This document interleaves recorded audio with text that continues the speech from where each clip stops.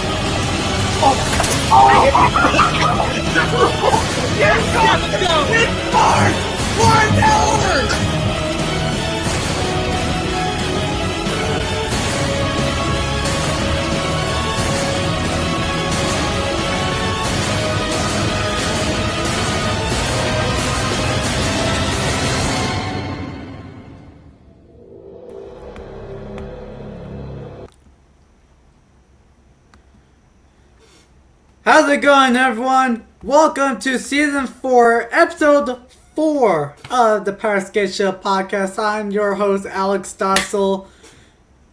Boy, oh boy, we got a great news and some devastating news that we will talk about in the first place. Yep. Thank you guys so much for your patience as we announced last week that the podcast has been postponed.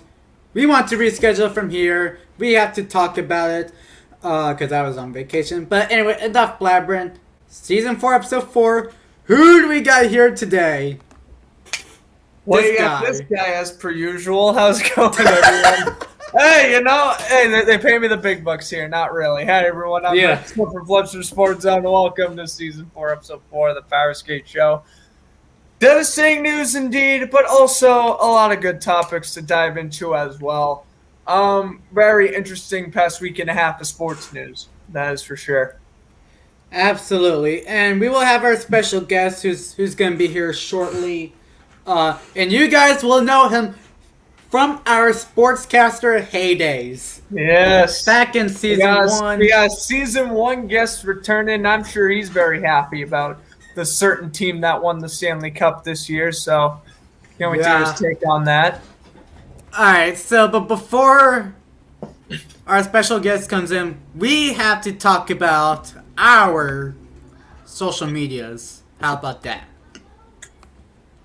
You gotta follow the Powerskateshow on Instagram for everyday hockey news. Puck Empire, Puck Report, you may sit down. Nah, well, they are our main resources, so we shall not start a war. Alright, and you have to follow Flux Sports Zone. And if you do not follow Flux Sports Zone, then you might get caught with foreign substance. Anyway. Well, I ain't checking no one, but you should, because you post daily sports news for the 4 major sports. It's must follow. You gotta do it. I post as often as I can. The most important news of every day gets uploaded here. Absolutely. And there's one certain topic that which is pretty much off topic is this one, which I'm pretty much satisfied about that. But anyway, let's get down to we shall not bring up that Blake Bortles topic, so I can avoid going on a rant in a hockey show about a football player. Alright, now let's start the topics that. Well, alright, my bad. We'll get to your Instagram really fast, but we have to talk about some unfortunate news. Edmonton Oilers forward Caleb Reimer sadly passed away at age 16 after being killed at a car accident in Surrey, British Columbia, Canada. But there's more with that. Two players that were also involved with Caleb Reimer from the Delta ice hockey team with Caleb Reimer was Ronan Sharma and Parker Magnuson. That was devastating when I first heard that. Like how I found that so I saw Connor Bedard's Instagram story and it was like rest in peace boys, you will be missed. I was like, what? So I looked it up. I saw with the guy with wearing the Edmonton Oilers Kings jersey, which is that. With the number 13, I was like, number 13 on the Oilers Kings. So I looked it up and it was like someone, not him, and I was like, and I was looking at the picture multiple times and it was like, that's not the same face. So I was like, does Puck Empire and Puck Report gonna do anything, or will the Oil Kings or Western Hockey League post first? So it turns out it was one of the Edmonton Oil King, one of the University of Michigan players. I think it was Kent Johnson or Matty Beniers. Reposted that, and he said rest in peace. And it was Caleb Reimer in the first place. So I posted that. 20 minutes later, Puck Empire also stepped in, and it was these two guys who were involved with the crash. So very sad. I mean, these kids are literally our age. It's just so devastating. I mean, obviously it sucks, when, an athlete of any certain league passes away, of course, or anyone in general, obviously. But when you're 16, 17 years old, like, oh my God, you have the entire world ahead of you. You're literally in high school. And which we're in high school now. Car crash, it's awful. Yeah. Next, Rangers icon Rod Gilbert passed away at age 80, and he is the franchise leader with goals and points. And I'll give him a round of applause because he's a Hockey Hall of Famer. Hockey Hall of Famer, indeed. I think second greatest Ranger of all time behind Mark Messier. The guy was the New York Rangers franchise, especially in those cup drought years between the 50s through 90s. He was that New York Ranger player who led that franchise to whatever relevance they had in the 70s and 80s. I tip my cap to Rob Gilbert on a fantastic career, and certainly prayers go out to him and his family. Yes. Next one, which is pretty much our nostalgia of the week, pretty much. Oh, this one hit home. This one really hit home. I've met him in D.C. Yeah. Jimmy Hayes passing away at 31. Based off of what I've read, he passed away sometime early Monday morning. First responders came to his house where he was pronounced dead, so it was clearly something dramatizing must have happened either the night before or early that morning. This hurts as a Bruins fan. Actually, just seeing him play with the Bruins a few years ago, it hits hard. And obviously, And Massachusetts. Yeah, he's a Massachusetts native as well. Just so devastating.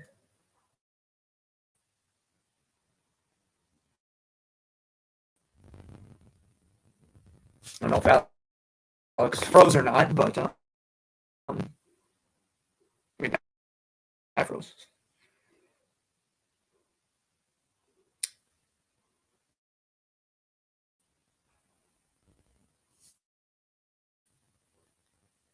Okay, well, Alex froze.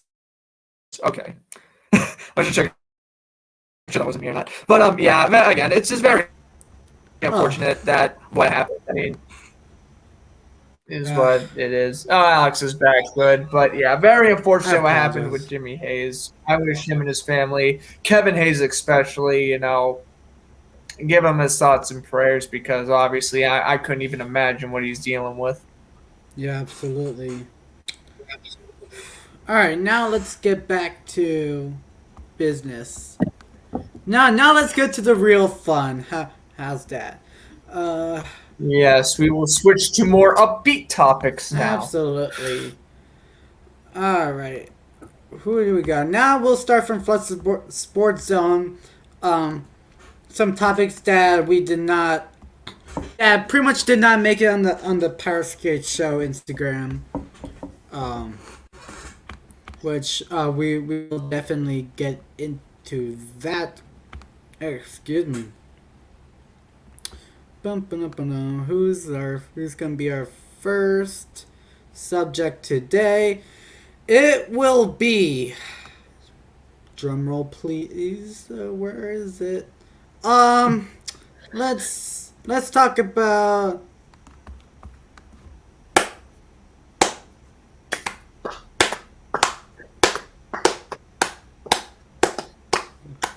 Rick Generette, we are not worthy. Woo! We are not worthy. 51st year heading into the commentary booth will be his last. Incredible. Absolutely insane. How has this guy been commentating hockey for 51 years? Like the whole entire Sabres franchise. Pretty much since the Sabres' birth, he's been commentating. And I know, obviously, has been commentating every game, especially for the past few years. And I know this upcoming season, I believe he's only going to be able to commentate 20. But still, I think he is going to go down as the greatest hockey broadcaster ever. He may not be my favorite ever, which he's certainly top 5. But Rick Jarvis, he's going to go down as the number 1 hockey commentator. And I know commentators usually get shafted when it comes to making Hall of Fames. Rick Jarvis 100% deserves to be in the Hockey Hall of Fame. You don't commentate a game, you don't commentate a sport for 50 straight years, and it just gets unnoticed. That's ridiculous. Get Rick Jarvis and definitely some other commentators in the Hall of Fame. Yeah. Rick Generette should be unanimously be in the Hall of Fame. Yes. First ballot broadcaster. And I'm getting word that a special guest is logging on, so yep. We're gonna get to our special guest at some point soon. Alright, next topic. Flames re-signed defenseman Nikita Zadorov to a 1-year $3.75 million per year. I have a little bit of questions.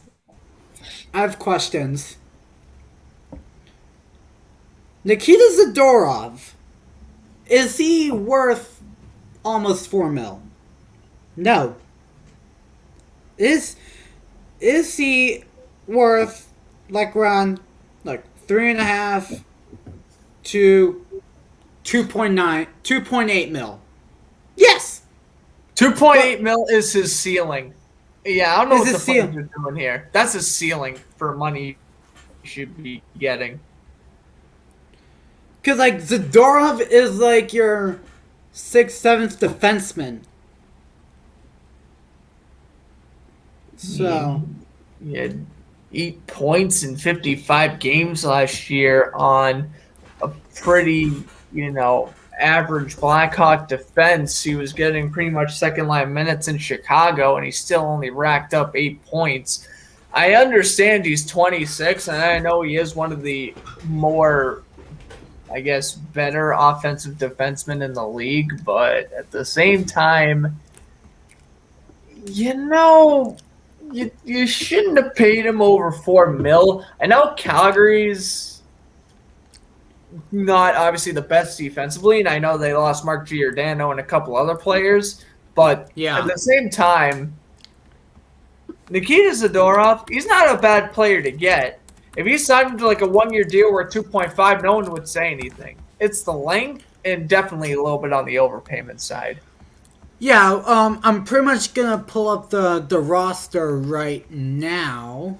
I'm gonna pull up the roster because I think if we look on the roster on paper, then we will pretty much know from start to finish. Well, So, actually, yeah, it is a 1-year deal, so I guess really the length isn't bad, of course. But yeah, I would say no more than 2.5 instead of 3.75.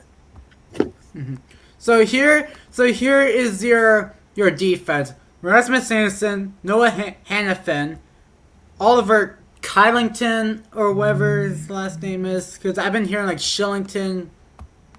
I don't know. It's Killington. I thought it was Killington, so I can't help you out Kylington, Killington, Shillington, Tanev, Valimaki returning, which we will get to Valimaki. We will get to that. And Zadorov. So, right off the bat, Zadorov is pretty much your bomb pair defenseman with Shillington, Killington, Kylington. So, and top pair will be Anderson and Hannafin, Tanev, and Valimaki. And then Killington, Kylington, Shillington, and Zadorov. I mean, yeah, it's an overpayment, but again, it's only for 1 year. Kind of, honestly, it's Zadorov's prove-it year because I feel if he has another very subpar season, he could be going to the KHL at rapid speed. So I think the Flames just kind of gave him a contract, as I say. For 1 year, show us what you got. If you're decent enough, we'll re-sign you for another year or two. If you're below average, bye. Alright. Do we got anything more about it? I don't think so. We are actually found something. That is pretty much, I would consider it a nostalgia like pretty much like back in the Rangers, Derek Brassard signed with the Philadelphia Flyers. Oh, that's right. I forgot about this. I mean, yeah, I don't know what the Flyers are doing here. It's not an awful deal. It's not a great deal. I mean, you're bolstering your bottom six, which isn't bad. But at the same time, the Flyers had, like, the literal best pick out of the entire expansion draft, getting rid of an AHL left winger. They won the expansion draft, or at least were one of those top 3 teams who they got rid of Torwinski. Yeah, Torwinski, I think is how you say his name. And again, he's a borderline AHL or like first line AHL guy. You were one of those lucky teams who won the expansion draft, and now you have been building on that defensive core, which is good. And then you signed Derek Brassard, which again isn't a horrible idea. He's probably going to just be plucked in on the 4th line. Is Morgan Frost ready? Like he still I think he's pretty much the replacement. One question I gave the Flyers: why are you not playing Morgan Frost? Other than that, this is fine. But if you're really just letting Morgan Frost just spend another year in the AHL for no reason, I'm sorry, but he should request a trade at this point. Yeah. 2 years. All right, snubbed. All right, we got our special guest. Please welcome Austin. Hey. What's up, everybody? Hey, Austin. Good to see you both again. Long time no see. Hey, yeah. You're coming on. Got to have. Yeah. We will get. Since you brought up the Lightning. I feel bad because he's wearing a Hurricanes jersey. You're wearing a Canadiens jersey. I'm wearing just a tree on my shirt. So I'm like, so I gotta wear something hockey related because I feel embarrassed now. And of course, the Lightning eliminated both teams from the playoffs this year. How fun!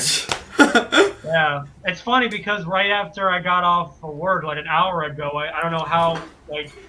Sometimes NHL notifications, like the NHL app itself, come on my phone like way after it's already been revealed on Twitter. So I don't know how many hours ago it was released on Twitter, but that's crazy that not like it was only like 2 or so years ago that Montreal sent an offer sheet to, I believe, Svechnikov. Correct me if I'm wrong. And they thought, okay, that's not hard. Well, that's not a difficult number. And now they're doing the opposite to Canadians this time. So that's pretty ironic. Yep. Very ironic. Yeah. Yep. So, right. So, right. So, Austin, you missed the topic that we just talked about. So, Flyers signed center Derek Brassard to a 1-year, $825,000 deal. So, what do you think about Derek Brassard signing with Philadelphia? Okay, well, first of all, the term in the year obviously is nothing to worry about because it's under $1 million and it's only 1 year. So it reminds me of one of those like, all right, prove me type of contracts, like how like I'm trying to think of a good example at the moment, but I can't really think of someone. But like there's been a couple of people or players I would say in the last couple of seasons. I think even like there was a contract that got signed last offseason that was a 1-year deal or something like that. I don't know the name specifically. But it reminds me of that type of contract to where I don't see it's no risk, no harm, no foul. And you get a veteran type of player that can maybe bring some new light and some new energy to your team. I mean, obviously, I don't see Derek Brassard scoring 30 goals next season for the Flyers, but I can't say that he won't score any goals. I could see him score at least 10 goals. I don't know what line he would be put on, but he's got a lot of NHL experience. I mean, that's the one thing I think he's got going for him. And obviously Philadelphia is trying to turn around their team because of their disappointing year last season. So I don't mind it. I think it's a good deal. I think it's a good signing, and I think maybe it might work out. We'll see. Yeah, because if you look on the Flyers roster on paper, like on NHL.com, they have, like, I'm talking about like Sam Morin, Nate Thompson, Tanner Lagzinski, like these are kind of like your depth forwards that can help out the fourth line. Yeah, you know. So I think since Morgan Frost is a concern, I think Brassard is pretty much the cover of Morgan Frost, and then once Frost comes up, I think that they're gonna do a roster move, like pretty much like trade like a center or like a bomb 6 wing, and then it'll make room for Brassard and Frost to like kick in, and then they're all good to go. Yeah. All right, now back to the Powerskateshow topics. The Western Hockey League will require players' staff to be fully vaccinated against COVID-19 before the WHL season starts on October 1st. This is understandable in my opinion, because there are teams in the WHL that are in the U.S. like the Spokane Chiefs, the Seattle Thunderbirds,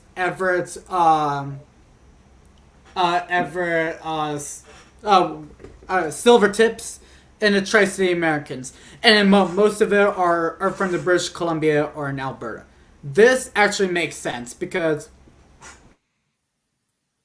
now the U.S. and the Canada borders have recently been open. I think this is a good precaution for, again, COVID concerns. Make sure that there will be no players that are in like COVID rage and such. Do you guys pretty much agree with the cross border? I mean, yeah, I agree with it. I think it's pretty smart. I got my first vaccine last week. I mean, it's smart. I see their smart approach here. They're playing it fine. They're being precautious and safe. There's nothing wrong with that. I would just hate to see a player get released or see a coach get fired because they don't want to take the vaccine. I hate seeing stuff like that. Other than that, though, yeah. I think that the league is doing the right thing by doing this. Yeah, I mean, when it comes to like like what you're saying about like a coach or a player's decision. I mean, we're not gonna. I mean, we're here to talk about hockey, not about like I guess political stuff or like stuff like in the world. I mean, obviously we care about that type of stuff, but just long story short, with that being said, it is a good precaution because this type of Canadian Hockey League isn't like all in the U.S. or in Canada. It's a mix of both. And now that we have the fortunate, luck of them, yeah, like you said, because I can't remember how long the border between U.S. and Canada was closed. I didn't even know exactly when. I don't know how long it's been now that they reopened it because I've lost track of time. But yeah, it's the right move to do.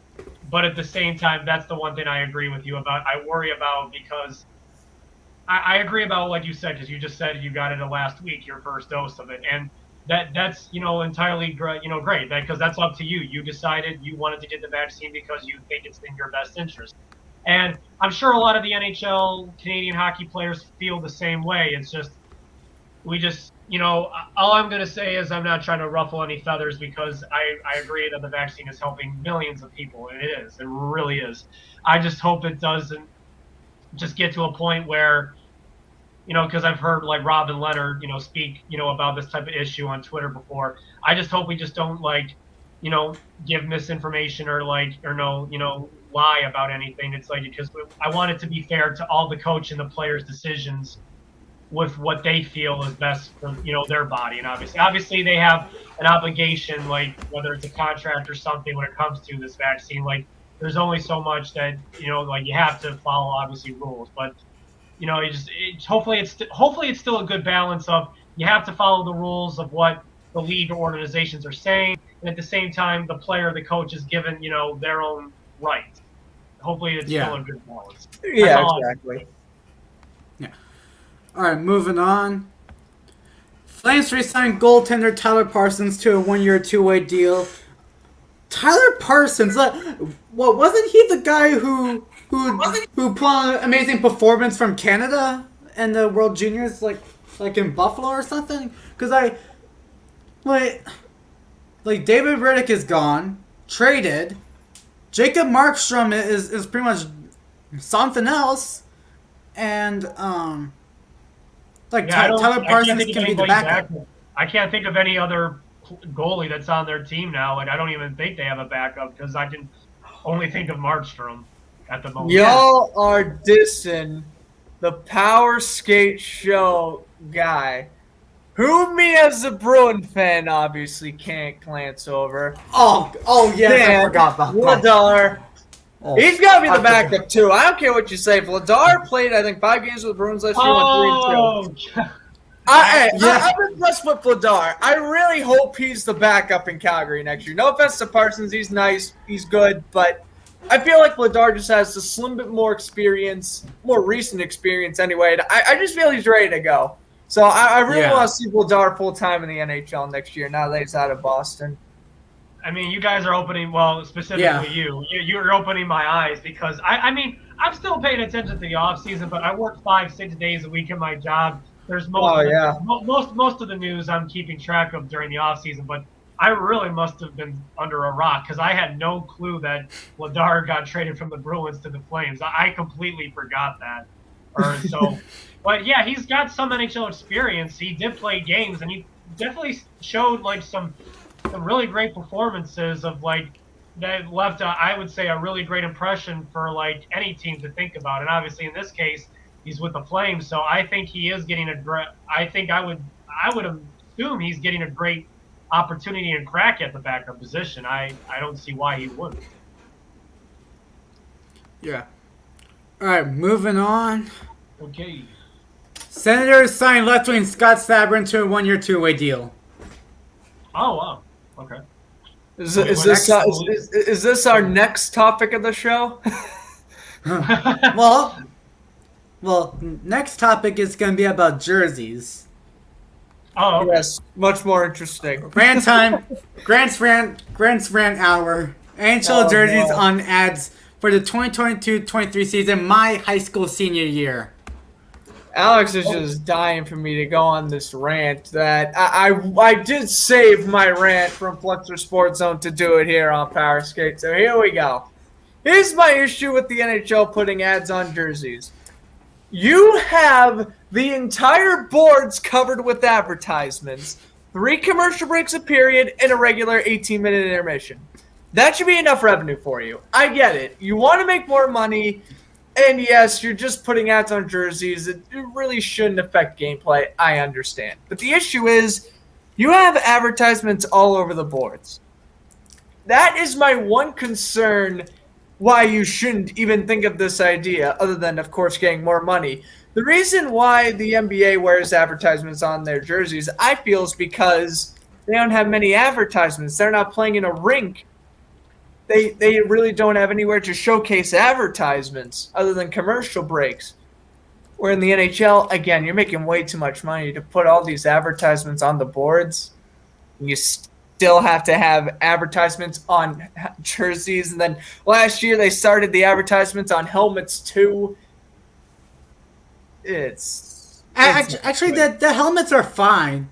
The helmets are fine. Helmets I think are fine. That part I wasn't all too upset about. Yeah. I'm fine with the helmets, but the jerseys I feel like kind of crossing the line a little bit. Yeah. And help me out here because it's been a while since I last did the show with you guys. I know it's Alex, and then the one in the Hurricanes jersey is your name Grant or yes. Grant. Yes. Okay, I'm actually happy I got that right. Okay, yeah, I mean, you understood why they did the helmets last year because obviously so much revenue has been lost within these last 2 seasons because of the pandemic causing the pause. Right. Before we even had a vaccine, it was so many months before that ever happened, where we had a vaccine, first of all. And then you had the vaccine, and then a month, after, the world got a vaccine in January, the new season starts for the NHL in 21. And the jersey, or the helmets had advertisement, and it makes sense. And I get I never really thought of it until you said that. When you think of the NBA, the only time you see advertisements is on the broadcaster board, where you see the 3 or 4 people on the court side, announcing the game. That's the only time you see advertisements. And then the only other place I can think of seeing an advertisement is maybe where the 2 hoops are at. And that's only 3 different sections. Meanwhile, in the NHL, you have, like you said, a whole circular oval rink of advertisements. So I can't really comment about ranting or hating or being on either side, but I see your side of saying if we already have advertisements on helmets which are small and are not causing too much of a distraction and a problem, it makes me wonder well how big are these advertisements are they going to do in the jerseys? And I understand about you're really trying to help with the revenue and trying to catch up or help with earning revenue after so much lost revenue over these last 2 seasons. But I feel if you're going to do a marketing strategy to get more revenue for all the to pick up from where you lost, I just don't think the jerseys is I guess the best option. It's I feel there's something I wish I could give an option or an awesome idea because I'm a business major in my college that I graduated, but I just feel from a marketing standpoint there's something I feel they're missing when it comes to advertising that they maybe could do instead of resulting in doing jerseys now because they already have advertisements on the helmets. It's instead of the uniforms, maybe something else that has nothing to do with what the hockey player is wearing if you're going to do more advertising. But I don't have an idea at the moment, though. I do know the ads are supposed to be 3 to 3.5 inches. And again, in a jersey, that's kind of bigger than just a little advertisement sticker on a helmet. So, yeah. Yeah. Yeah. Well, for me, okay, this might be cross the line, but I'm not gonna make everyone come at me. You guys remember the 2016 World Cup of Hockey that they had the screen boards and.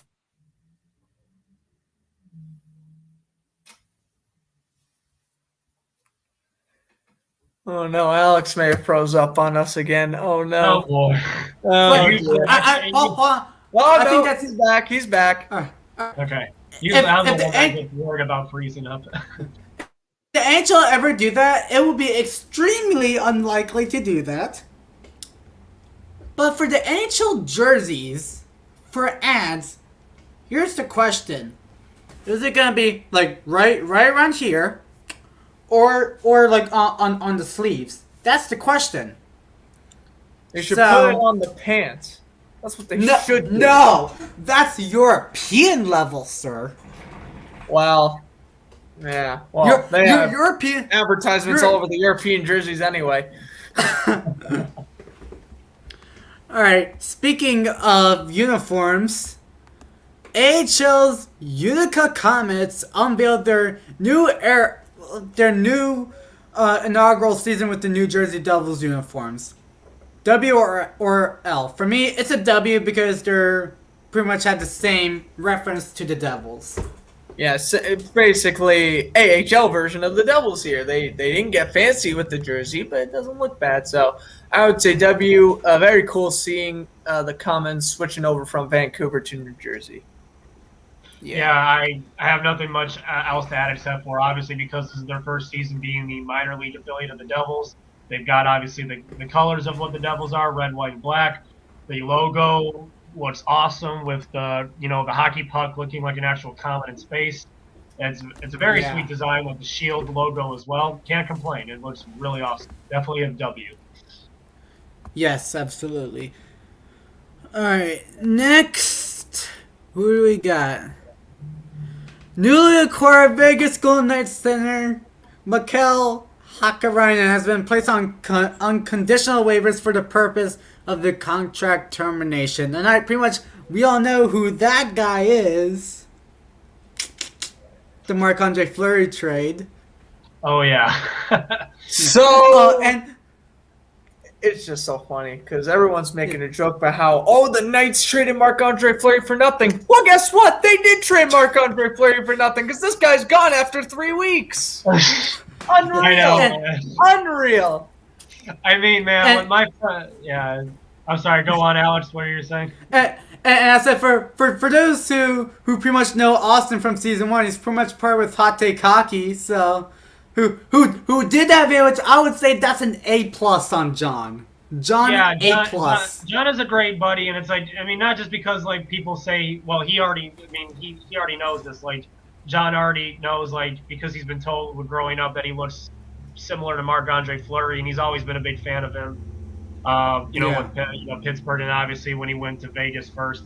I mean, John's now had the YouTube channel for 4 years now, almost, or 3 years. And when he did that rant on, that trade, I mean, it wasn't just him. Like, it's everybody. It's like, I don't know how you're going to defend that trade, at all. It's like, for all, the Vegas fans, they feel betrayed. I know Fleury is taking this. I mean, that's how great of a person Fleury is. He's taking this in stride to the best of his ability, accepting that he's on the Blackhawks and getting used to finding a school for his kids, or being on the team and all that. But I'm sorry. It's like now with the player that got traded, that Vegas acquired by trading Fleury, I'm just like, I don't think you're ever going to defend this trade. It's like this trade is just and like big slap in the face. John couldn't have said anything better. I couldn't have said anything better. Like John nailed it on the head with his rant video on Hot Take Hockey and about this was how ridiculous this was.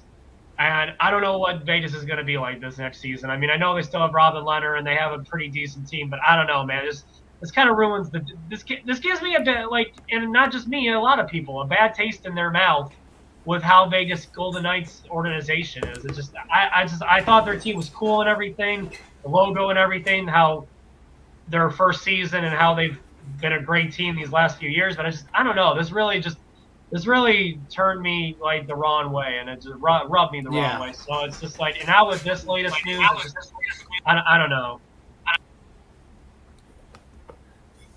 The only way this trade can't even end in a win anymore. The only way that this trade could end in a tie for Vegas is if Marc-Andre Fleury somehow retires before the season. He's basically going to have to do what Corey Crawford did last year with the Devils for that to happen. And if that don't happen, even if Fleury plays a singular game with Chicago, Vegas loses this trade in more ways than one. Yeah. Because Fleury should have retired in the first place. Why? Because at least he won the Vezina, 2 Stanley Cups, and he would walk out as three. And he would walk out as probably one of the nicest players of all time. Despite since I'm a Caps fan and I always troll the Penguins too much. I realize how Fleury has become a nice person for his whole career. Fleury's always been a nice guy. Oh yeah, very humble. And probably one of the most entertaining goaltenders to watch it in quite some time. I mean, he could literally retire tomorrow. Fleury's a first-ballot Hall of Famer, and there is no debate to that. My issue is, you think Fleury should retire. I think otherwise. I think he's coming off a Vezina Trophy winning goalie. I think right now Chicago realize, wait, we have a good young forward core. We have Jonathan Toews returning. Maybe if we acquire this goalie, we may just sneak into the playoffs. And that's where I like Chicago's strategy here, trying to acquire someone like Marc-Andre Fleury, a short gap goalie for like the short term. But if you can make the playoffs next year too with Fleury under contract, you win. You already won the trade, but you can at least make a couple of chances at the cup with your new goalie. So I think it makes sense. Obviously a deal you would never pass up if you were the Blackhawks. Yeah. Yeah. All right, next. Oh, I'm sorry. Indeed. I totally agree. Yeah. Boys, we pretty much expected that this was going to happen. Owen Power is back to Michigan. My home state, Michigan. And also Matty Beniers, Kent Johnson, back to Michigan, and Luke Hughes. I'm waiting for the trade request in 2 years, Owen Power. I'm waiting for it. Hey, listen, the fact that he already went back to Michigan is already scared me to the brink where I literally think he's going to be requesting a trade once his rookie deal expires. Just saying. Just figured I'd throw that out there. I get what you're saying, Brad, because, not just for comedic purposes, because until they really magically turn their organization around, it's like, I feel bad with the whole Jack Eichel situation because, I don't know too much about him, but I remember when he shared the year of COVID, like the March Madness got canceled, he did his own Instagram story about classic rock bands because he loves classic rock music. I love Jack Eichel. I think he's a great person. He's really developed and learned how to be a leader. I just feel bad because it just seems like he's just not being treated the right way he should be on Buffalo, and it's like I don't know what's going to happen. Is he going to play the first game or preseason or any preseason game or the first opening game for Buffalo, or is he going to be traded still? He just got a new agent. It's like I just don't know. I feel bad about that whole situation. It's just a messed up situation, like all around. And the only thing I'm saying, I get what you're saying about Owen Power, like how you're already starting, not just because you're trying to make a comedic joke out of it. I get what you're also saying. It's like you're feeling like there's a red flag. I guess the only thing why I'm saying I'm not just assuming and jumping to conclusions that this is once again like another player being concerned about starting their career with Buffalo and ruining the early part of their career with Buffalo. He is a defenseman, and we've seen how Rasmus Dahlin has, even though he was the number 1 overall draft pick 2 years ago, once again as well, he's a defenseman like Owen Power, right? Owen Power is the defenseman, right? Yep. Yeah. Okay. Like, he's had to take time to develop because the defensemen take a little bit longer to develop, than forwards do. Is like when it comes to like forwards could play their first year after they get drafted right away at the age of 18, and you're not going to right away like judge them after 1 year if they have like what it takes to play in the NHL. Like you're not going to be like that harsh on them because there's a timetable development for forwards and even for defensemen. And for defensemen, it does take a little bit longer. So maybe he wanted to take another year in college and to, develop his game before he starts to get used to the NHL. I don't know. We're not him. We're not his family or his life. So I'm hoping that it will be a good situation. Like it will work out for Buffalo. Like he just wants to take another year to develop his game, before getting used to the NHL level. But obviously, we'll see what happens when it comes to him. Yeah, of course. And obviously we're showing Power the best. And, hey, if he does stay for a long time, give him credit. Because Buffalo's going to eventually be good. I think we have to realize that even if it's another 5 years down the road, Buffalo's going to eventually be at least in that playoff contending spot. So, if you're Power, continue to play in school for a little bit longer. Wait till you're ready. At least play AHL if you don't feel you're ready for the NHL. You can at least still play in the AHL for your rookie deal. Yeah. No need to rush here if you're Owen Power. That is for sure. And he's like, if I never moved to Florida, I would have gone. Maybe not to. I don't know which one of the two Michigan universities he would have gone to because there's a Dearborn and the Ann Arbor one. But I would have gone. Yeah, that Ann Arbor. Okay, yeah, I would have gone to the Dearborn one, but still, it's the same place, Michigan, University of Michigan. So I gotta love that too because that's where I would have gone if I would have stayed in Michigan. So I gotta love Owen Power, and I'm definitely rooting for him, whatever his career takes him. Yeah. Next, I have questions. I like how that's the first thing you said.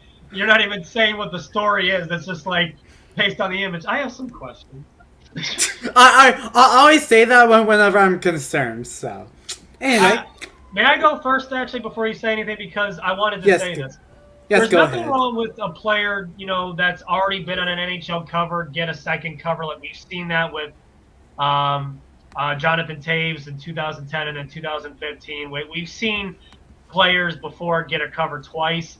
I think what's maybe I don't know what everyone is saying on Twitter or any social media or anywhere in the news. I don't know what people are saying, whether it's good or bad. I think what's interesting is the fact is that he just got a cover not even 2 years ago, and I'm not saying like I know people would think I'm being biased, saying I would have thought that maybe a Lightning player would have gone on the cover because Jonathan Taves got on the cover the same year that they won the Stanley Cup. And I'm not saying they do that every year. Not every year the Stanley Cup champion team, a player gets on the cover. I get that.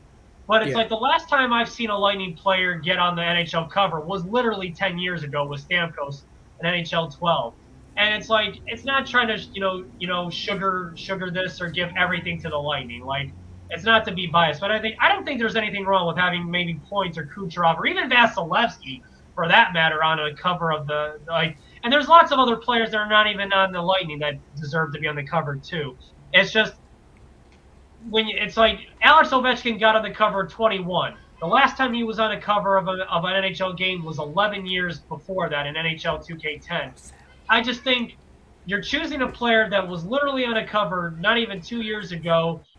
That's one of my main concerns. It's nothing against Austin Matthews. My name is Austin. I love him. He is an awesome, talented player, and I want to see them be successful, especially for John's sake, because John is obviously one of the biggest Maple Leafs fans from Monte Hockey. I want to see them finally win a playoff round, but I just feel like you could have chosen a lot of different other players, or even a goaltender for that matter, or a defenseman instead of Matthews. I just feel like the decision to choose him right away after him being on the cover of 20, it's like he's got lots of time to be on another NHL cover. I just feel like this wasn't the right decision, but I don't know. Yeah. Do you want me to go, Grant? Oh yeah, sure, you can go. I already got what I'm gonna say. It's not gonna be pretty. You can go first though. You and every NHL cover trailer. You have ton of options. The day before the trailer has come out, they put the Rangers center ice. We thought it would have been Panarin. Panarin will have been the front runner. Yes, you may debate Pasternak about being part of the next gen cover. Or Nathan McKinnon. Would it be simple to do a PlayStation 4 cover like Matthews? Matthews can be on the PlayStation 4 regular cover, and then have another player for next gen, PlayStation 5, like McKinnon, Draisaitl, Pasternak, Point possibly, or Panarin. If they did that, we're gold. We're good. First things first, the cover itself is very bland. Why did you just take the most random screenshot of him just putting tape on his stick? That right there is automatically a bad cover, no matter what the player is. You are spending $60 to $70 on a video game. I would at least like some more effort in the cover, first and foremost. Second, yeah, Nathan McKinnon was absolutely robbed. The guy has shown that he is a top 3 player in the NHL for the last 3 years, undeniably. And you want to give it to Matthews in NHL 20, that's fine. If you want to give it to Matthews again in like 2027, that's fine. Just 2 times in 3 years for, no offense, a guy who's never made it past the first round in his career. It just seems way too quick to be putting in someone like Matthews again for the second time in 3 years. And again, I personally feel like they should either gave it to McKinnon or Kucherov for this year. But I mean, yeah, with the way Kucherov played, in the playoffs, like after, having to rest after surgery the whole season, like that, like it was amazing how he just right away just came back in form. And the second thing, where he left off. Yeah, where he left off, no doubt. But like the way this cover looks, if you want, I think it's cool because it's showing how real it is. Like you're not just on the ice, like you're in like the back room or the training room or the locker room putting on tape. But that could be something that's on the back side of the video game. If you're going to use Matthews again, I feel like it would have to be like something like either he's in the NHL rink or just like. I don't know exactly how. I can't describe the background for Ovechkin in NHL 21. It's kind of like he's like hunching over like with he's his about stick. to take a face off or something, and it's like he's in his actual like jersey. He's not in his training jacket like Matthews is. I just feel like the way they did the cover, that type of cover looks like something that would be on the back side of the video game. And if you're going to use Matthews, it would be better to use his home jersey. Whether he's on the rink or you're not using the rink as a background in general, like they did in NHL 20, where it's not the rink. Which they actually did. Yeah. So I just don't understand which they actually did. It's this. I'm not sure if you can see it. That's the PS4 version. Yeah, I see it. I can see it now. Like the him with on stage, like doing this tape thing. That's the next gen, which is PlayStation 5. Poor PlayStation 5 gamers. Yes. I use Xbox, actually. I use Xbox One. Right. Anyway, moving on. Red Wings center Frans Nielsen has been bought after 2 years left in his contract. We all knew that this was coming. Pretty much for me. No surprise here. Frans Nielsen is a veteran. He may get picked up. He may not. But, yeah. I certainly don't blame the Red Wings for trying to save some money here, cutting ties with Frans Nielsen. Mm-hmm. Yeah, I mean, as a Red Wings fan, I mean, I think it's pretty cool, like, what he did for the 2 years he was on their team. He was a veteran presence, and he definitely helped the team. And, I mean, to be honest, too, I mean, the Red Wings are a really interesting team because it doesn't matter that they've been in the bottom of the league these last few years. They've been continuing to develop, get better players. I mean, you look at, obviously, what they've done this offseason. And, it's like they're trying to move forward and, continue to get better.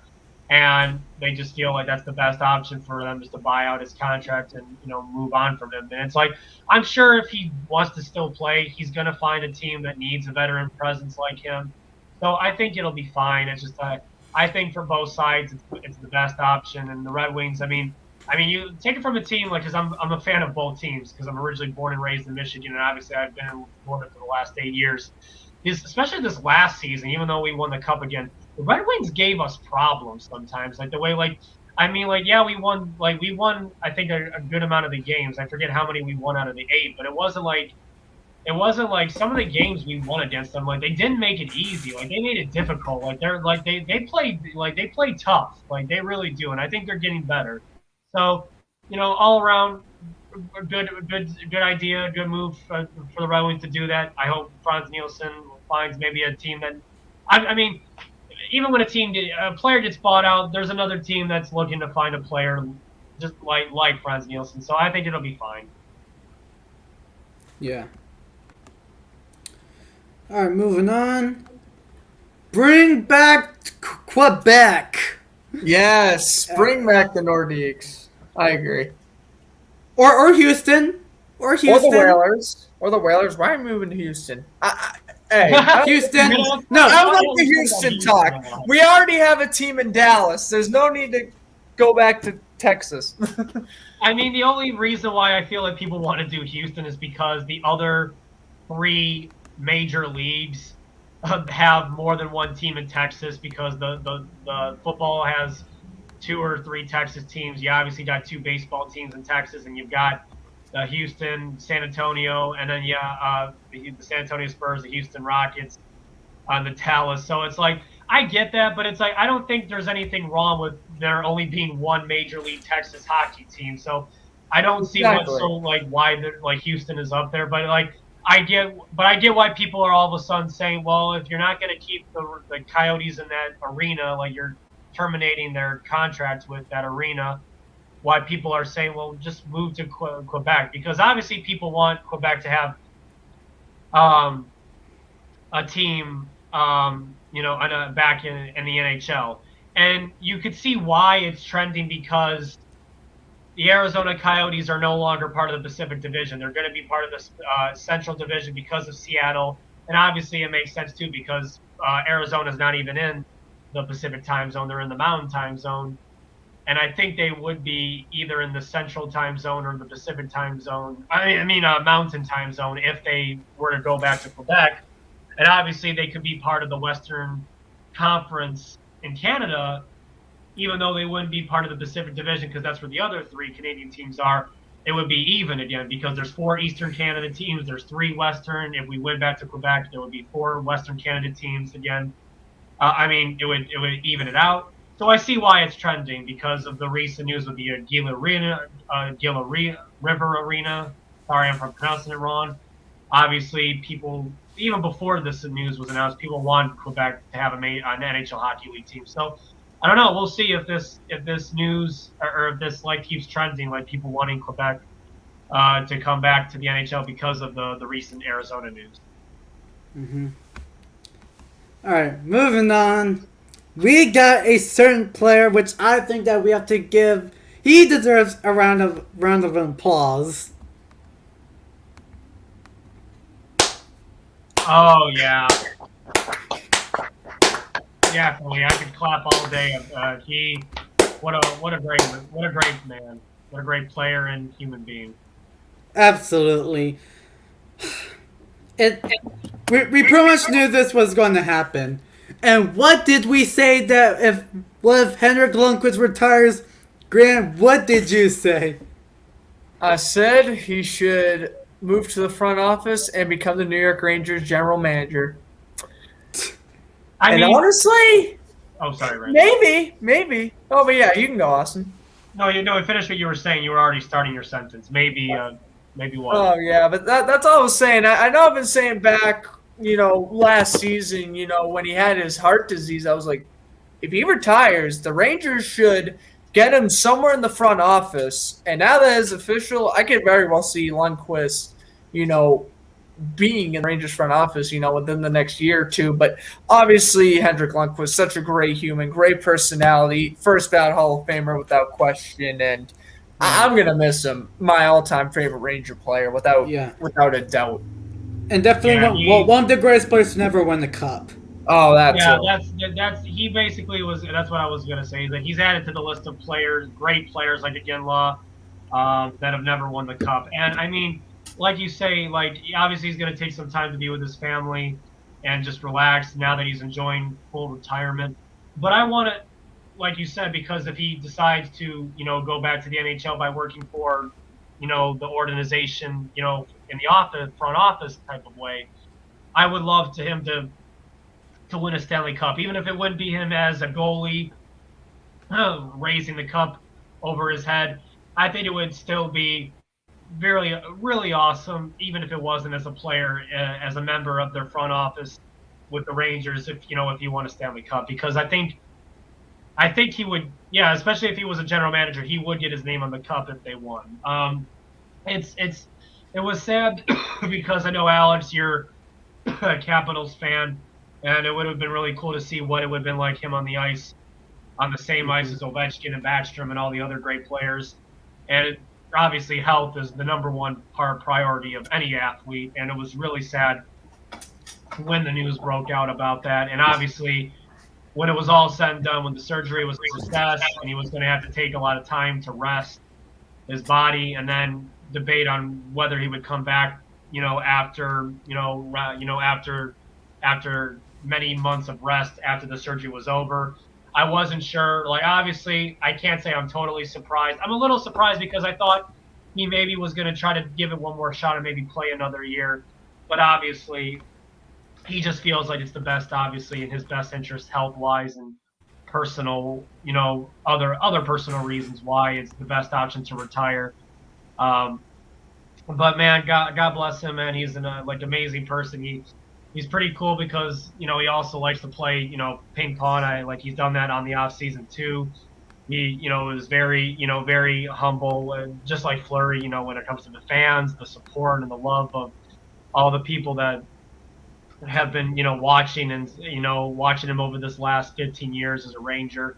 And obviously we don't know what his future is when it comes to working for the NHL front office, but he's definitely right now one of the players that deserves to be in the Hall of Fame, because there's obviously lots of other players that have been inducted into the Hall of Fame that have never won a Stanley Cup.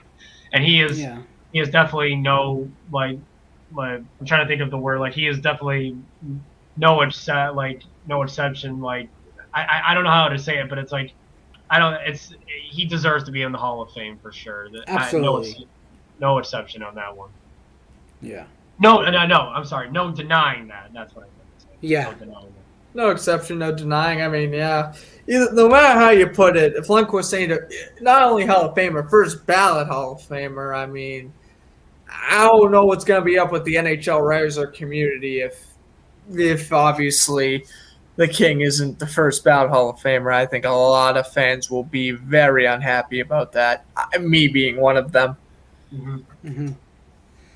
And speaking of King Henrik, the New York Rangers announced that they will retire Henrik Lundqvist, number 30, to the rafters at Madison Square Garden at some point in the 2021-22 season. I love how they are doing it right away. I love that.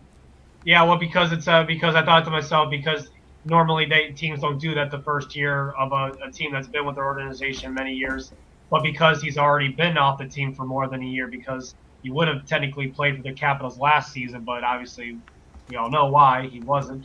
So, it makes sense that they're right away just doing this right away the next year, this upcoming season. And I can't wait. I know that game is going to be, I would assume, nationally televised on ESPN, the game that they retire his number. I would hope so. I mean, obviously I can't assume every game that's going to get a national broadcast on ESPN, but in my opinion, I think that's one you got to put on a national broadcast if you don't live in the New York area, or whichever team would play against the Rangers the night that they retire his number. I certainly want to watch the retirement ceremony and the game after the retirement ceremony. Yeah. All right, moving on. Flames re-signed defenseman Juuso Valimaki to a 2-year, $1.55 million deal.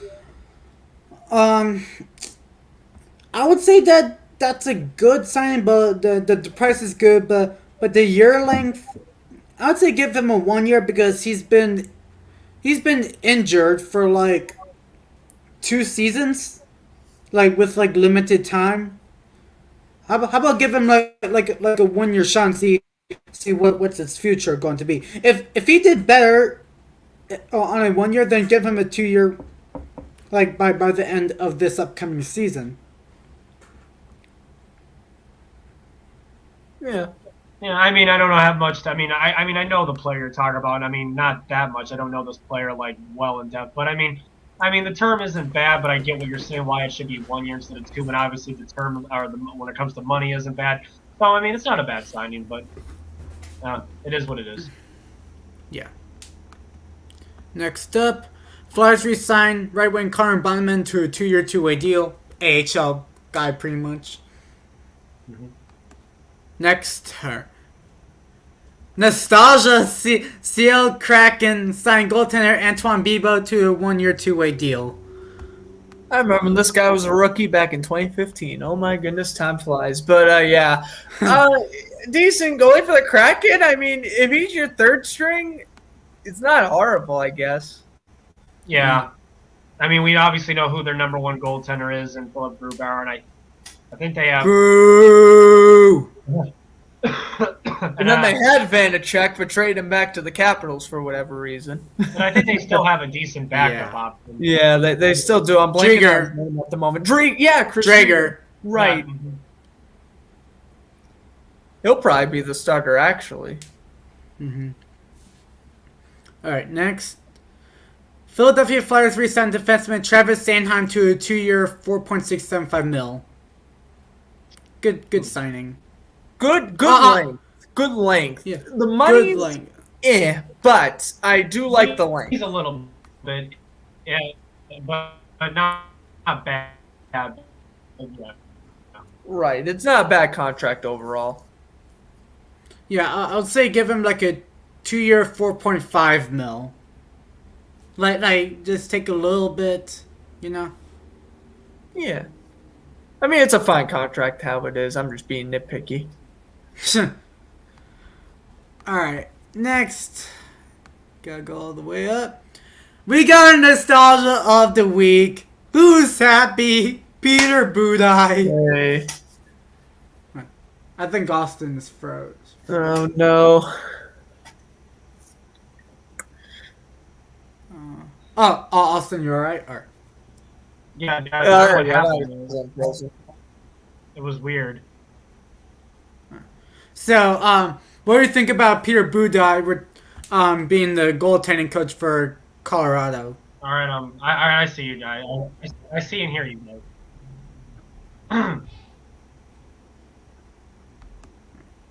Hold on a second. It's okay. Now you guys are back live. Like, so I can hear you. Like, it's not buffering or freezing up. Okay. So what was your question? I'm sorry. I said, what did you think about Peter Budaj returning to Colorado as a goaltending coach?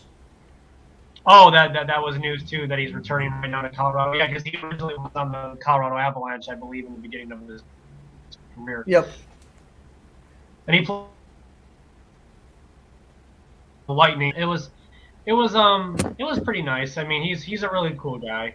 I mean, I can't comment too much about him because I don't know him that well. I mean, because he wasn't on the Lightning too much, but for the most part, when he was on our team, he played pretty decent.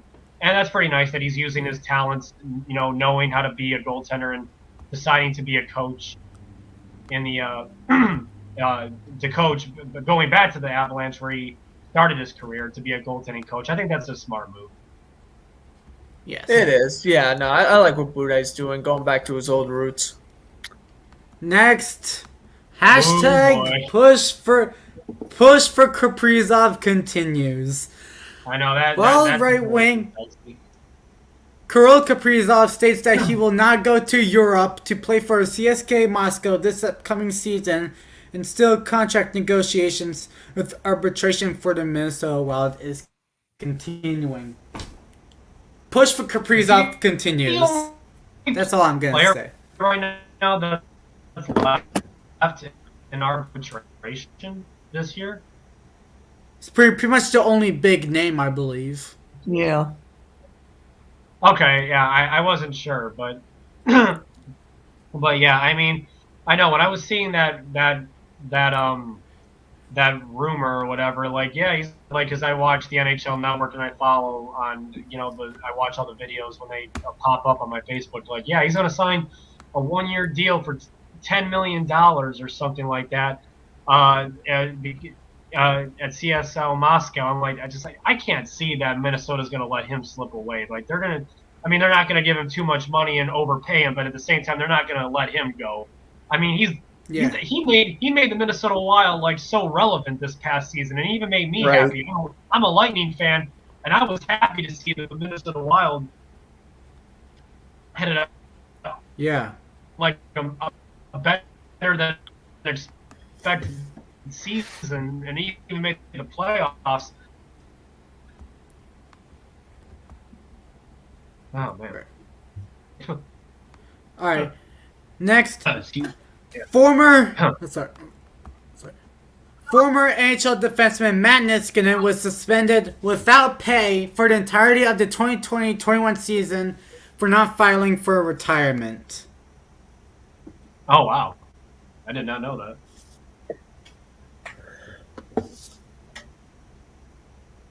Got anything to say about it, Grant?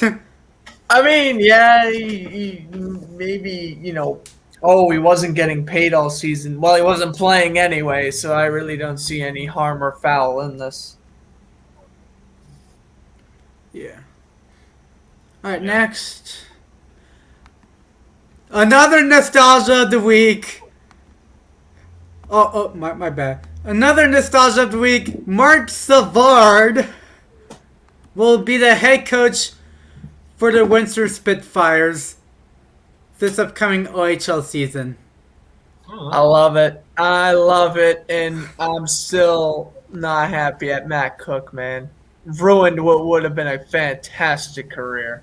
But I love Mark Savard as a player, and I think that is great.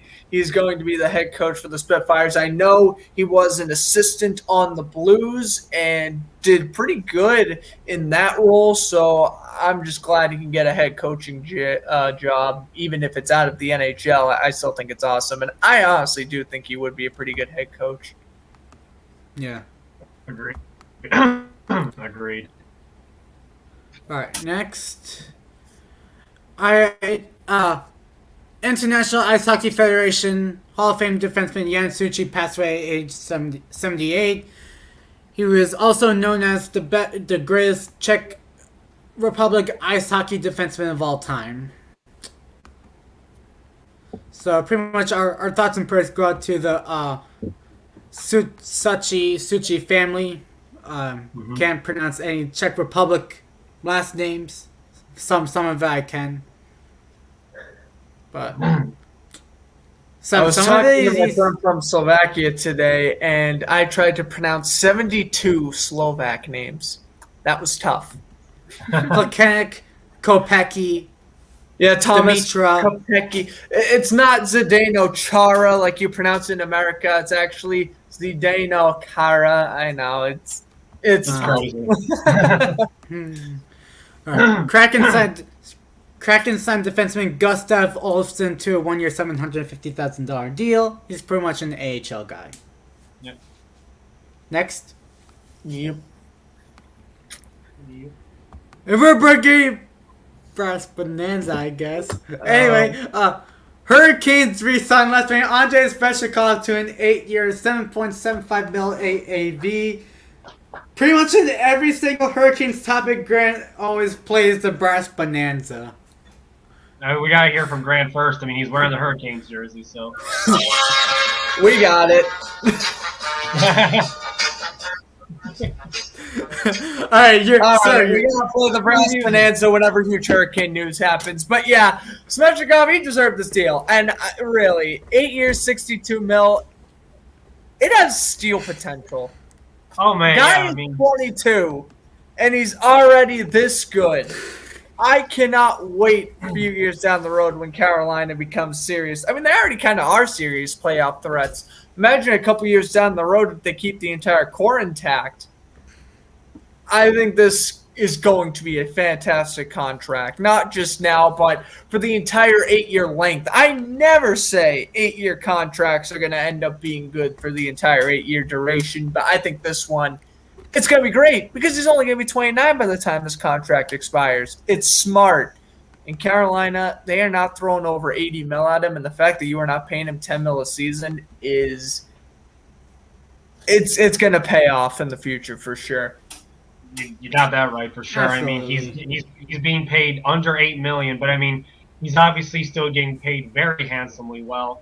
But like you said, I mean, we see so many contracts that are 8-year length that get paid way over $8 million, and the fact that he's making under $8 million these 8 years, it's like he is an amazing player. Like obviously, he could earn more than that. Obviously, he could be paid more than that. But the fact that he obviously wants to be with this team and continue to develop, and obviously win a Stanley Cup with the Hurricanes, it's just that like it's like a steal of a contract. The amount of money, every year, per year, and just like the term. It's like you said, it's a perfect both year and money term contract. It's like I feel like this is one of the best contracts I've ever heard in a while. It's amazing. Yeah. Speaking of contracts, same length. Sean Couturier re-signed with Philadelphia. Now, I'll say that's a good deal. It's a good deal. I don't like this one as much, but it's still a good deal. Here's my issue. 8-year contract to a 28-year-old player. That's where I would have gave Couturier 6 years instead of 8. But, of course, he did score 41 points in 45 games. He is going to be playing on the Flyers' first line for at least another 4 to 5 years. So, again, it makes sense. And, again, it's certainly not the worst contract out there. Again, we've all seen way worse 8-year contracts than this one. So, it's not that bad in the grand scheme of things. Yeah, I mean, he's their number one center. I mean, I don't know how much money he's making per year on this contract exactly. I forget how much it is. He's making the same money as Svechnikov. Oh, so it's almost basically the same amount per year. I mean, yeah. I mean, it's obviously different when you can, like you're saying, because he's a little bit older. He's 7 years older than him. He's 28. So this goes until the year he's 36. But for more than half of the contract, I mean, he is still going to be one of their top players.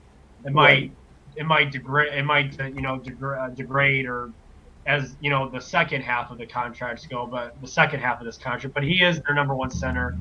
I don't see that changing anytime soon. So yeah, for the most part, it's not bad. It's pretty good. Yeah. Next, Flyers re-signed center Dylan Dubé to a 3-year, $2.3 million AAV. Good signing. He's going to be on your second line. Mm-hmm. Good signing. One of the more underrated and more physical players in the entire league, actually. I like what Dubé can do. He is a player who can score 25 to 30 points in a whole 82-game season, along with bringing the energy and emotion to the second line. And, yeah, I agree. I think he could be a Flames second liner for the next 2 or 3 years.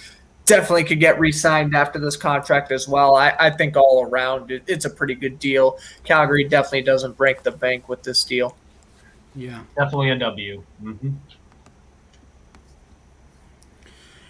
Kings prospect left wing Alex Turcotte had surgery for his acute appendicitis and should be out for 2 to 4 weeks and possibly be ready for training camp or preseason.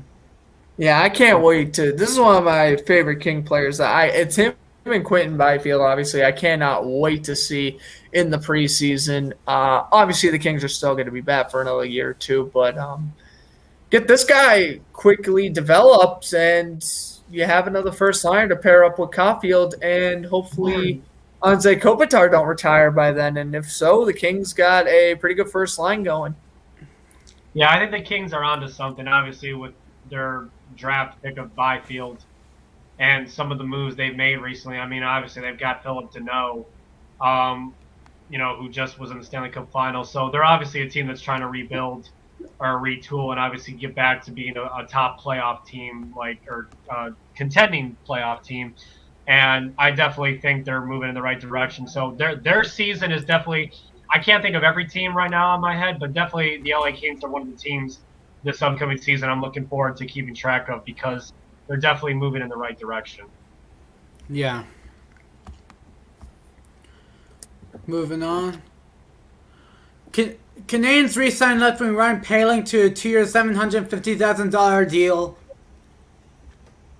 This dude is pretty much NHL ready right now. Yeah, I agree. He is. That's all I can say. Yeah, I mean, he's definitely. I mean, especially because of the player. I mean, I guess if you want to say something else, because they've lost so many players with their roster that was just in the Stanley Cup final, and he's obviously been developing with their AHL team. So obviously, I think he's obviously going to be on their NHL roster opening night. So it's like he's definitely going to be a big part of their team coming next year. So I think he's ready. Yeah. I think here is your Corey Perry replacement on the fourth line, at least for this year. I think that's a good comparison. Yeah, it makes sense. Mm-hmm. All right, now we're gonna get some today news. We're really fast, and then we'll get to have Austin talk about the Lightning off-season recap really fast. Oh, okay. Ducks defenseman Josh Manson has reportedly rejected a trade to the Winnipeg Jets. He has a 1 year left at $4.1 million with a 12-team no trade clause. Yeah, when I heard this news, I was really intrigued because, I mean, obviously when you lose to Vegas' draft, a defenseman who's been great was Shea Theodore because he was obviously great on the Ducks before the Vegas draft. And, I mean, obviously, correct me if I'm wrong, I think Josh Manson is their number one defenseman, right? Or am I wrong? Yeah, he's a defenseman. Yeah, well, he's a defenseman. I don't know if he's like their top defenseman on their team, but he is like a big part of their defense core. So the fact that this news is breaking out that they were going to trade possibly him to Winnipeg, I'm thinking to myself, well, obviously they have other defensemen on that team, but I mean, if you're going to trade Manson, I'm hoping whoever you were going to trade for, obviously I don't think that'll ever get. I hope whatever Anaheim was going to get back was going to be a really good defenseman piece because you're trading a really good defenseman to Winnipeg. So you would only hope if that would have ever happened that it would have got something really good in return. So yeah, when this news broke out, this was really interesting to me because I guess I'm a little more surprised because it seems like he's been a great part of their core and their team, and obviously they're trying to develop and get back into just like LA, they're trying to get back into a winning team that can make the playoffs. So the fact that this is breaking out, this news kind of just surprises me because I just couldn't see him being traded or being moved out of Anaheim because I know he's got 1 year left, and obviously that happens with a lot of players who only have 1 year left on their contracts. A lot of the times they get traded before the deadline or something like that, but it just surprises me in the fact that he's a valuable member of their team. So that's what surprises me in that aspect. Yeah. And last topic, which just happened like an hour ago. Yeah, John just did a video on it recently. I haven't seen it yet, but yeah, I was like, he's gonna obviously do a video on this. This is like huge news. We play again. Nebraska Bonanza. Because the Hurricanes win. They win. They win this deal. And to be real, $6.1 million for Jesperi Kotkaniemi. I know that sounds like a lot, and it is. But when you place him on a second line with guys like Nino Niederreiter and maybe Sebastian Aho, he's going to produce. He is still 22 or 21. Still in his young 20s, Kotkaniemi, coming off a major playoff experience last year. This guy's ready to go to a cup contending team like Carolina. And again, I know $6.1 million looks like a lot right now, but when he gets his payday in the next year or two, it'll make sense. Carolina wins this move easily. I just don't see Montreal matching the $6 million. I know these next 7 days are going to be interesting. Does the clock is ticking already right now? Are they going to match it, or what are they going to do? It's almost like the tables have been turned. I mean, I know it was not just recently, but like I was saying earlier in the show, Tave offer sheeted for Svechnikov, or no, it was Aho or one of those two, and obviously Carolina had no problem. Like, okay, that's not a problem. We'll match that amount of money. That's not a challenge. Challenge accepted. Your team, like you said, cue the music. They did it, and they matched the offer, and they signed whether it was Aho or Sheshnikov. And now they're just like, it took them a little time. It's like, okay, so now we're going to do the same thing to you. Now let's see what you do in response. So it's like the clock is ticking. It's all on Montreal now. Are they going to be, because Kotkaniemi has been a big part of their team development this last couple of years, are they going to go for it and match that amount? Or are they going to just let it go and just let Carolina take him? I don't know. Like you said, it's like Carolina's got Montreal cornered. They've got them cornered. Right. Mm-hmm. Mm-hmm. Man, all right, goes to Carolina, man, that's gonna be nuts. That's like, wow, that's something. All right, we got one last topic, which is gonna be an Austin topic. Tampa Bay Lightning, the Tampa Bay Lightning, about their offseason, like we've seen Brandon Point re-signed until 2030.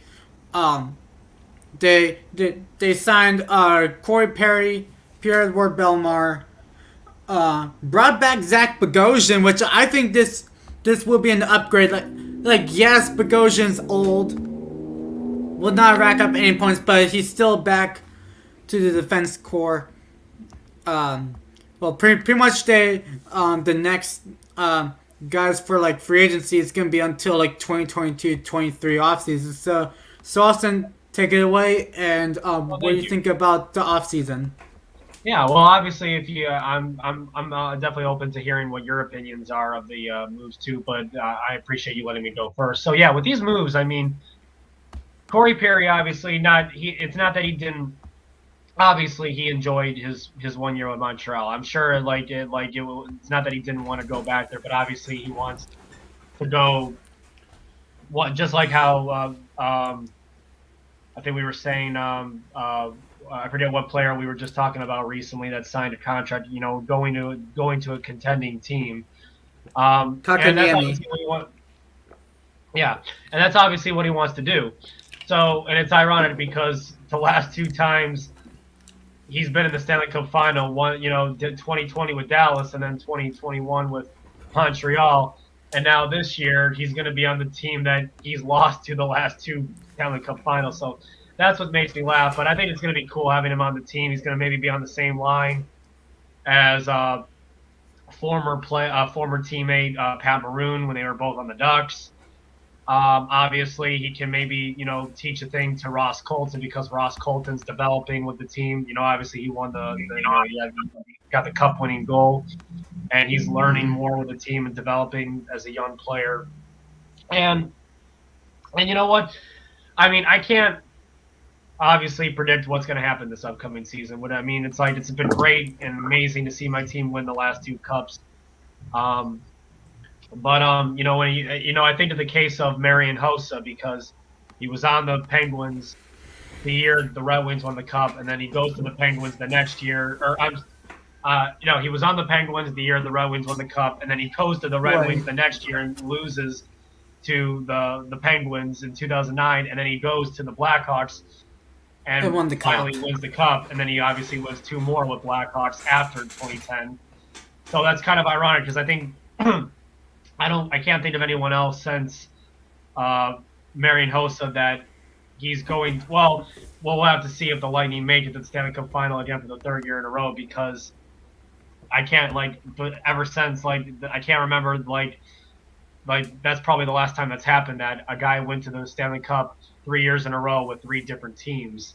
And obviously that could happen again if that happens with Tampa with Corey Perry signing with them. But he's definitely going to bring some great presence. He's not going to score a ton of goals. He'll probably score maybe 10. I don't know if he'll be on the third line or the fourth line, but he's a great depth addition to our team because we've lost a couple of depth pieces. I mean, we lost our whole third line with Goudreau, Gord, and Coleman.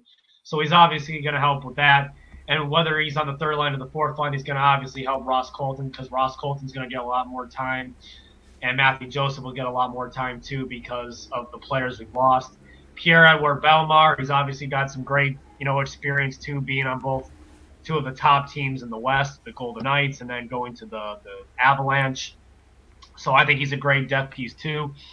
And obviously, Brayden Point's contract, I mean, I don't know how old Braden Point is. I think he's like 23 or 24 or something like that. So obviously this contract extension goes until he's in his early 30s.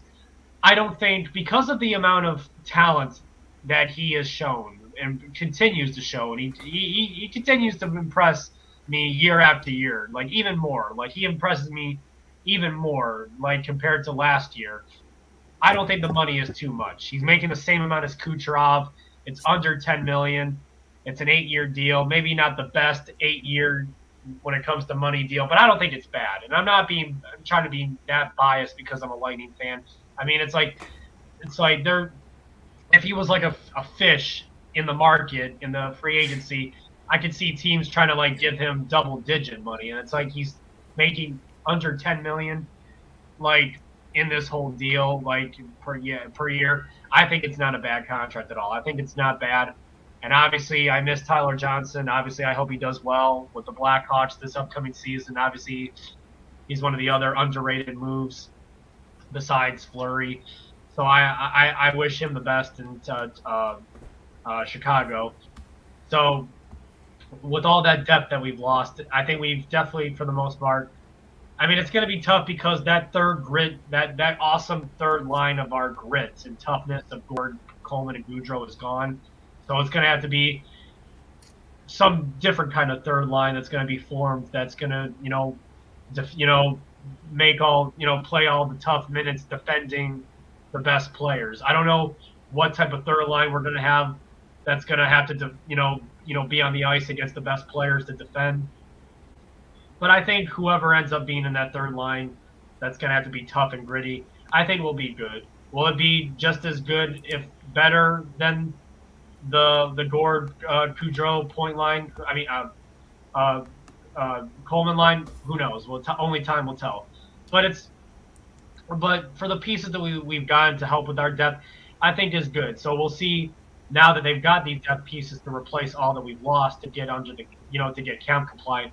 We'll just have to see how well they mesh with the team dynamic. But I think it'll be good. Yeah. Do you have anything right, that you two thought? I mean, I know we want to wrap this up, but what did you guys? I just wanted to hear your thought for a moment. Like, what did you think of the off-season moves with the Point contract and the off-season signings? Like, what do you quickly think about what the Lightning did off-season? Yeah, I was a ginormous fan of the Braden Point contract. I thought that was great. Although it is 8 years, he's still in his early 20s. He's still showing the same amount of production. The deal makes sense. And I do like how Tampa Bay is kind of using a tactic of using, good veteran defensemen to kind of replace the majority of the third line. I think Tampa Bay is doing a very good thing this offseason. They haven't really messed up anything. And I honestly wouldn't be shocked if they make the Eastern Conference Finals or better next year. It's looking that way. It's probably going to end up being that way. Yeah, I mean, only excuse me, my throat. Only time will tell. But yeah, I forgot to even say, Bogosian, who won the Cup with us in 2020, who had that great deke to play Coleman against the Bruins. That I think it's cool that he's coming back. He definitely knows the core of the defenseman. We don't have Luke Shen anymore, so he'll be on he'll be on the top 6 of our defense, and he knows his role. I think it's a great return for sure, having Bogosian back too. Forgot to say him too, so yeah, I just wanted to quickly say that. Yeah. All right, guys, that's going to wrap up for Season 4, Episode 4 of the Powerskateshow. Austin, thank you so much for coming in once again, and we will definitely have you back on at some point soon. Oh, yeah. I mean, I know you guys are probably, whether it's the preseason or early part of the regular season, I'm sure you'll have me back on, and it's been obviously a pleasure to be back on again. It's been a while. So I really thank you guys very much, both you, Alex, and Grant. Thank you very much. No problem. It's been a pleasure having you back on. We'll definitely get you back on soon. Oh, yeah. I'll be waiting for the call when you need me again. Nice. Yeah, absolutely. Absolutely. All right, guys. With that, do you guys want to follow the Powerskateshow on Instagram, Twitter? Links will be in the description. Do you guys want to follow our personal Instagram accounts? Links will be in the description below. Do you guys want to follow the Powerskateshow for news updates when we go live and all that good stuff. Links will be in the description below. Do you guys want to follow Grant Flood on Flood Sports Zone? Instagram is in the description below. And Austin, check out Hot Take Hockey. Pretty much that's his friend John's YouTube channel. Links the link will be also in the description. And we'll put Austin's Instagram. Austin Sabolsky _20, I believe.